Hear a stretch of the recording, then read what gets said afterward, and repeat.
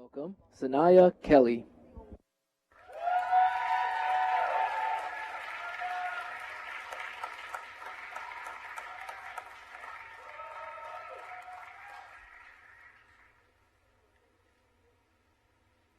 Hello, my name is Sanaya Kelly. I was born and raised in Detroit, Michigan, as the middle child of a family of 7.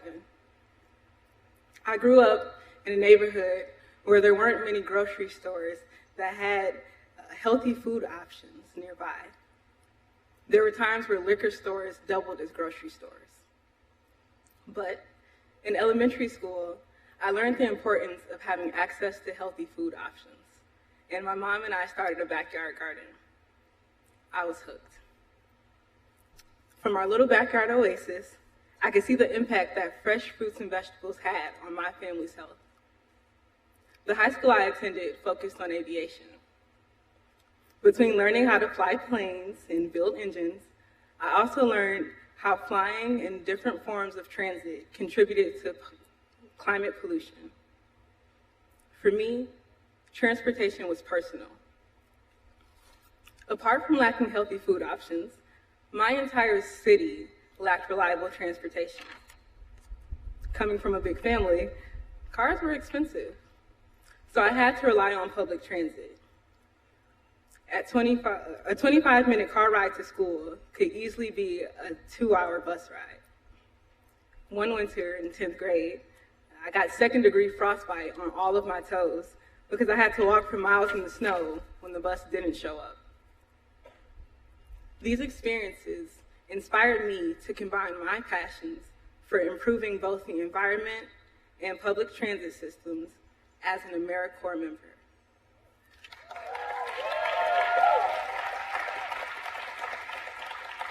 After graduating from Michigan State University last May, I now proudly serve in the Michigan Healthy Climate Corps. I serve at Transportation Riders United. TRUE is a nonprofit organization dedicated to reducing pollution by improving Detroit's and the surrounding region's public transit system. Thanks to President Biden, I'm so excited to be a part of the inaugural cohort of the American Climate Corps.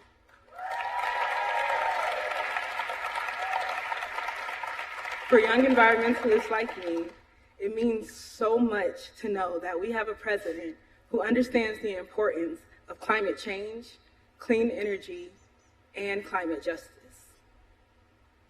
Ladies and gentlemen, I'm now honored to introduce to you the President of the United States, Joe Biden.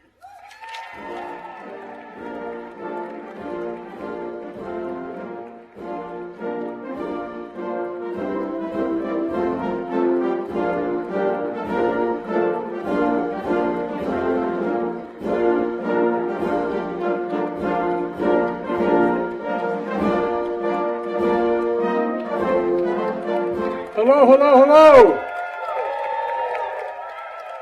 Thank you, Sanaya, for sharing your story that embodies the spirit of Earth Day.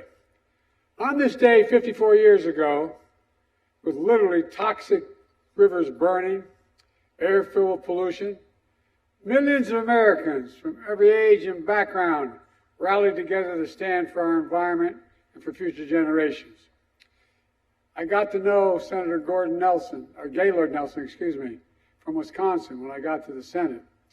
And he organized the first Earth Day. I later introduced the first climate bill in the United States Senate, and all these years later, as president, I was able to sign into law the Inflation Reduction Act, the most significant investment ever anywhere in the history of the world, and we're just getting started. Earth Day pushed the country forward, leading to Environmental Protection Agency, and we're fortunate enough to have with us EPA Administrator Michael Regan here. Where are you, Michael? Stand up. Get up. Get up. I stole him from Carolina. We're not letting him go back. And we're joined by our great Secretary of Interior, Deb Haaland. Deb, stand up. First Native American ever to serve in a cabinet. And AmeriCorps CEO Michael Smith. Michael, where are you? There you go.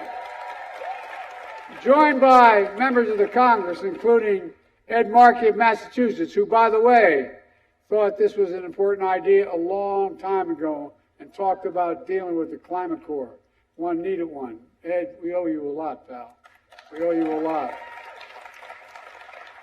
And Senator Bernie Sanders of Vermont, who understands what beautiful territory looks like up in Vermont and has done everything in his power to protect it. Bernie, you're the best. And Representative Ocasio-Cortez in New York, you know, I learned a long time ago, listen to that lady. Listen to that lady. We're going to talk more about another part of the world, too, real quickly. Look, joined by all of your advocates and community leaders, this is a good day. It's fitting to be here in Prince William Forest Park.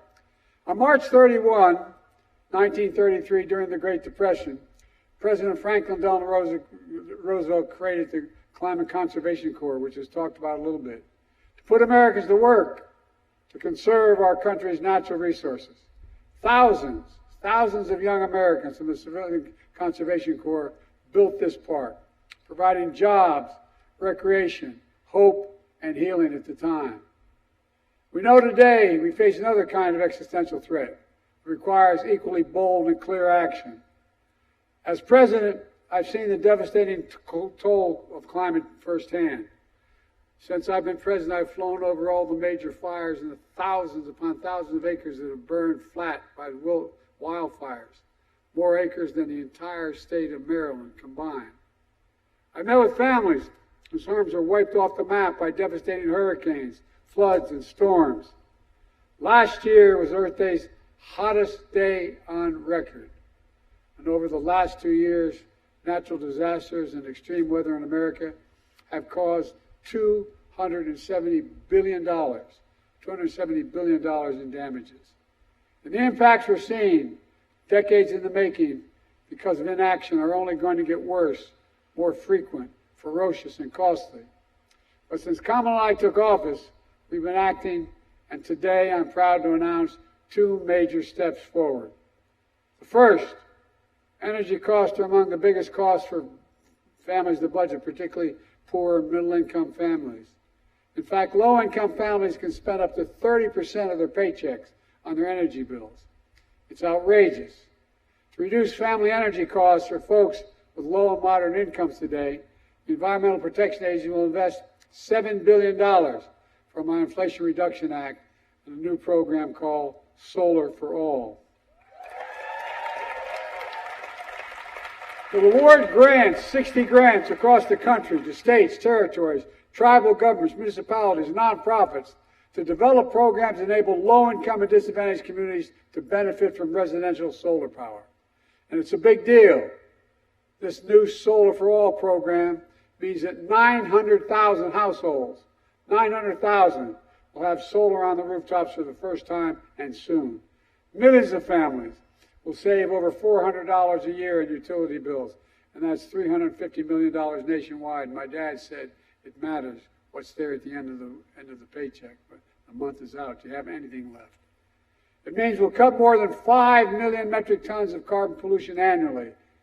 And folks, Solar for All will give us more breathing room and cleaner breathing room.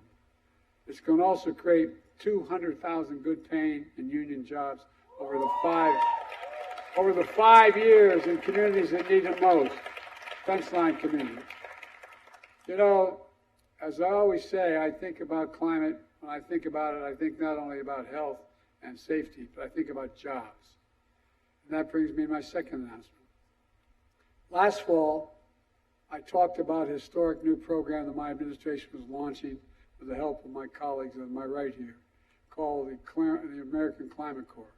As I said, and I'm not being solicitous, Ed Markey talked about that long before. It's patterned after the Civilian Conservation Corps and the Peace Corps and AmeriCorps. Like them, it brings out the best in young people to do what's best for America. And will put tens of thousands of young people to work at the forefront of our climate resilience and energy future, clean energy future. Today, I'm proud to announce that Americans across the country can now apply to become the first members of the American Climate Corps. We're recruiting for over 2,000 positions in 36 states to start with, in Washington, D.C., Puerto Rico, with many on the way. Just go to Climate Corps, as mentioned already, climatecorps.gov to apply. You'll get paid to fight climate change, learning how to install those solar panels, fight wildfires, rebuild wetlands, weatherize homes, and so much more that's going to protect the environment and build a clean energy economy. To ensure a pathway to good union jobs and careers, you'll have access to free apprenticeship training through a new partnership we're announcing today with the North American Building Trades Unions. And as you may remember, when I announced in 2020, I initially didn't announce my climate position until I talked to the unions, because unions were all, they thought climate cost them jobs. Well, guess what? IBW stepped up, and they all stepped up, and now our strongest support comes from unions now. When you finish your service, you finish your term of service, you'll also be eligible for a streamlined path to federal government jobs related to climate and clean energy. We're also announcing a new collaboration with Bloomberg Philanthropies that puts American Climate Corps members in energy communities like former coal mining and communities, power plant communities that have powered our nation but have been fence line communities and hurt very badly for generations. Today's announcement builds upon an unprecedented historic action we've already taken to tackle the climate crisis, deliver environmental justice, and build a clean energy future. Just look at the last few weeks alone. To ensure clean energy, we issued new standards for chemical plants that emit toxic pollution. Now it's ending. And because of the Clean Air Act, we're going to reduce the number of people at risk for cancer in fence-line communities who have been smothered for decades by pollution by 96%, according to the studies. By the way, parenthetically, my state of Delaware, which everybody thinks is a wealthy state, I live in a place called Claymont, Delaware. It's in that arc that goes up into Philadelphia, into Pennsylvania, and to the Delaware River. More energy plants, more oil refineries than anywhere, including Houston, Texas. And I lived in just literally, the school I went to was literally a quarter mile from that border. And the prevailing winds were southeast, where we lived. So there was never any incentive for the Pennsylvanians to move to do something, but it affected Delaware. And we had the highest cancer rate in the 1970s of any nation, any state in the nation. And guess what? A lot of us, from me included, ended up with bronchial asthma and many other diseases. Fence line communities are the ones we have to help first because they've been taking the brunt of all this. To ensure clean drinking water, we issued the first ever national drinking water standard that will protect people from exposure to harmful substances known as forever chemicals. And after 30 years of inadequate protections, we finally are going to put a ban on asbestos, which we know causes cancer.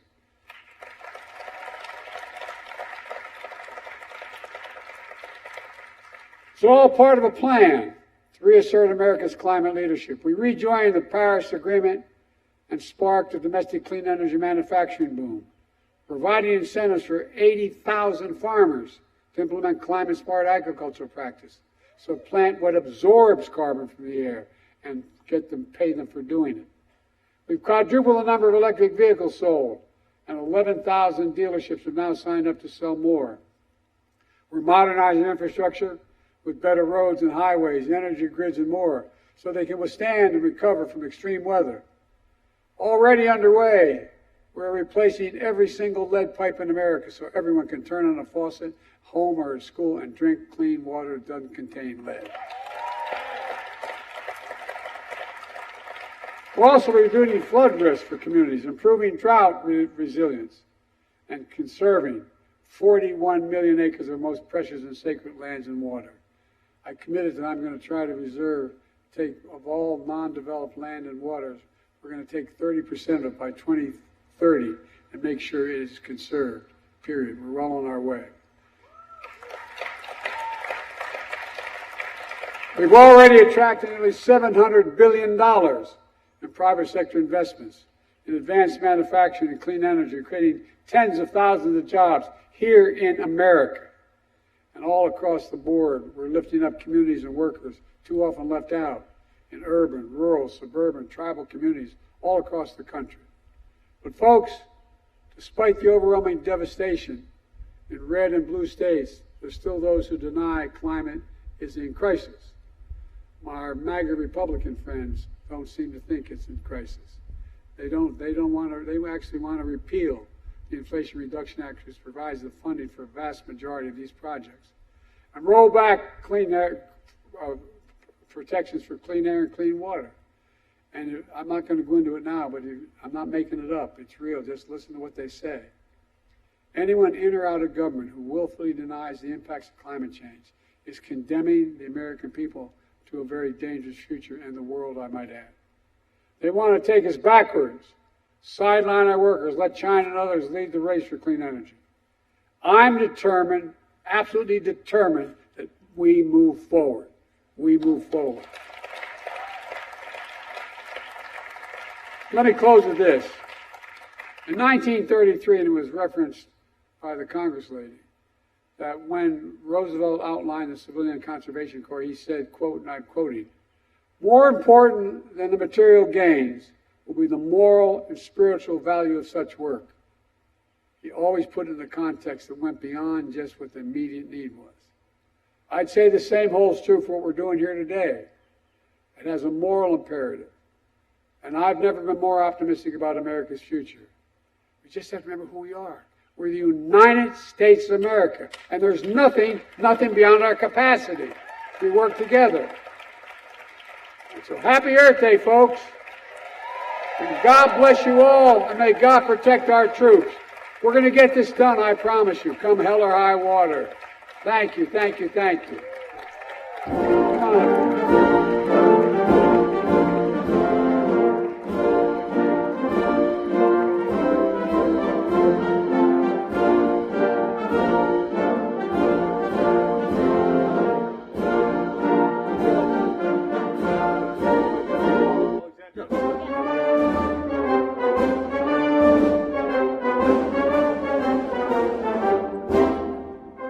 All right, guys, let's get this done, okay? All right.